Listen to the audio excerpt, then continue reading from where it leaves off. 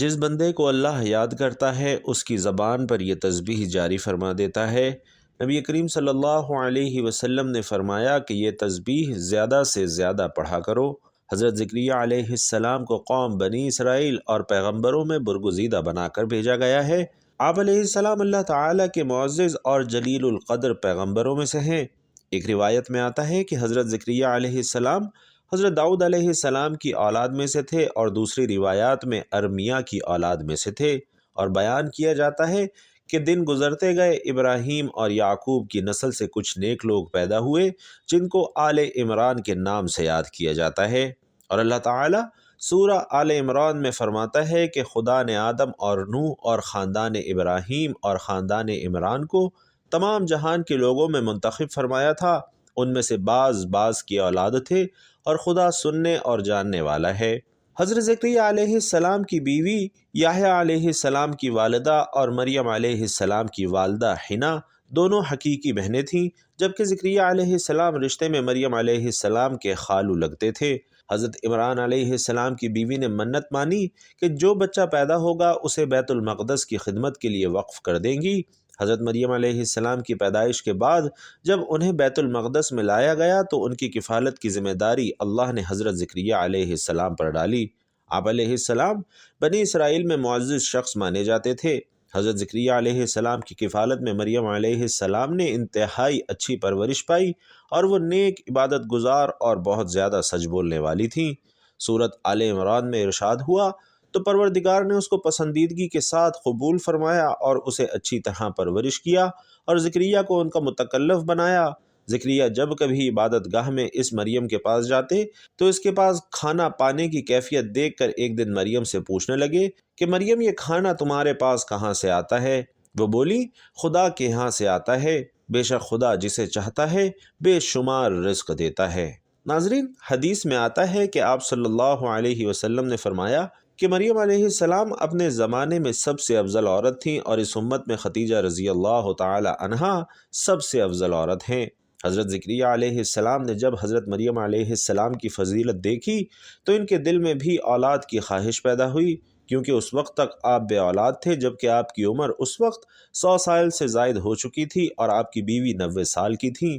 اولاد کی شدید تمنا کے باعث انہوں نے اللہ سے مدد مانگی، جس کا ذکر قرآن پاک میں یوں بیان کیا گیا ہے، یہ تمہارے پروردگار کی مہربانی کا بیان ہے جو اس نے اپنے بندے زکریا پر کی، جو میری اور اولاد یعقوب کی میراث کا مالک ہو، اور اے میرے پروردگار اس کو خوش اتوار بنا۔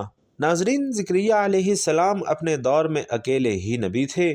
ان کے دور میں اصحاب و رشتہ دار میں کوئی قابل آدمی نہ تھا، تو ہم نے ان کی پکار سن لی اور ان کو یحییٰ بخشے، اور ان کی بیوی کو ان کے حسن معاشرت کے قابل بنا دیا۔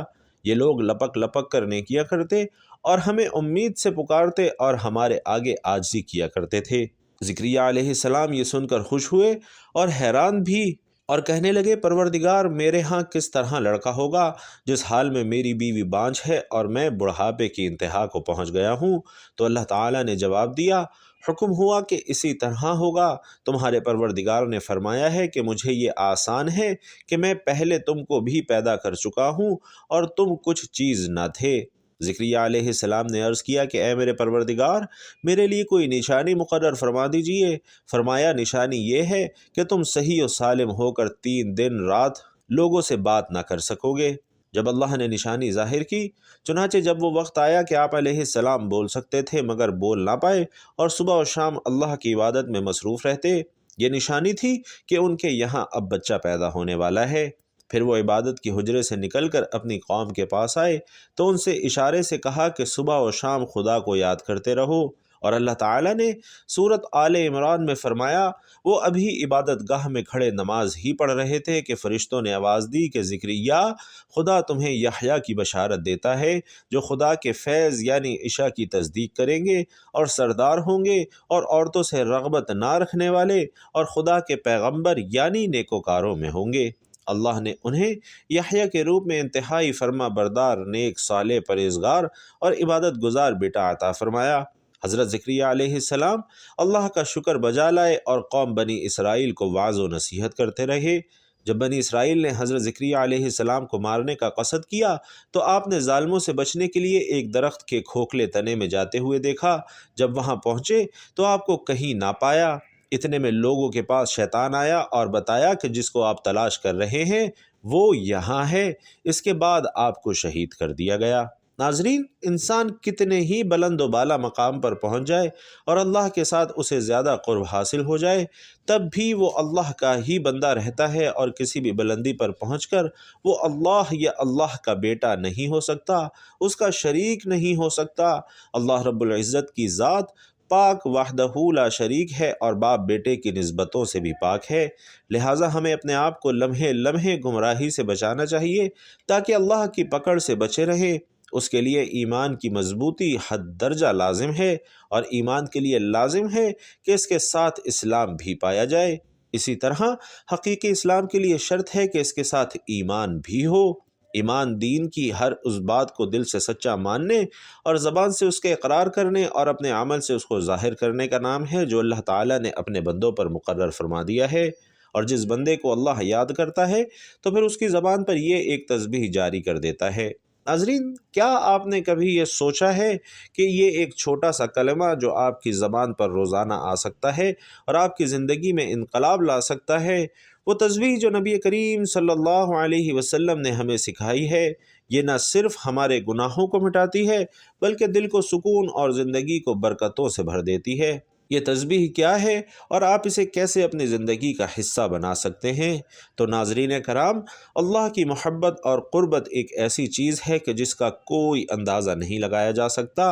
اللہ اپنے بندوں سے بے پناہ محبت کرتا ہے اور اس کے ساتھ ایک خاص تعلق قائم رکھنا چاہتا ہے، اور یہ اللہ کا وعدہ ہے کہ وہ اپنے بندے کو کبھی بھی نہیں بھلاتا۔ اور جب ایک بندہ اللہ کا ذکر کرتا ہے تو اللہ بھی اسے اپنی یاد میں رکھتا ہے اور اس کی ہر دعا کا جواب دیتا ہے۔ اللہ تعالیٰ اپنی مخلوق سے بے پناہ محبت کرتا ہے اور وہ ہمیشہ اپنے بندوں کے قریب رہتا ہے۔ کیا آپ نے کبھی یہ محسوس کیا ہے کہ جب ہم اللہ کو یاد کرتے ہیں تو ہمارے دل میں ایک عجیب سی نورانیت پیدا ہو جاتی ہے اور ہماری زندگی میں جیسے ایک سکون سا آ جاتا ہے؟ تو جان لیجئے کہ یہ سکون اور یہ خوشی صرف اور صرف اللہ کے ذکر سے آتی ہے۔ اللہ اپنے ذکر کرنے والے بندے کے دل کو اپنی رحمتوں سے بھر دیتا ہے، اور پھر وہ بندہ جو اللہ کی رضا اور محبت کے لیے اس کا ذکر کرتا ہے، اللہ اسے اپنی خاص محبت سے نوازتا ہے اور اس کے دل میں ایک خاص سکون اور اطمینان ڈال دیتا ہے۔ اللہ کی رحمت، اس کے فضل اور اس کے احسانوں کو یاد کر کے بے قرار دلوں کو قرار اور اطمینان حاصل ہوتا ہے۔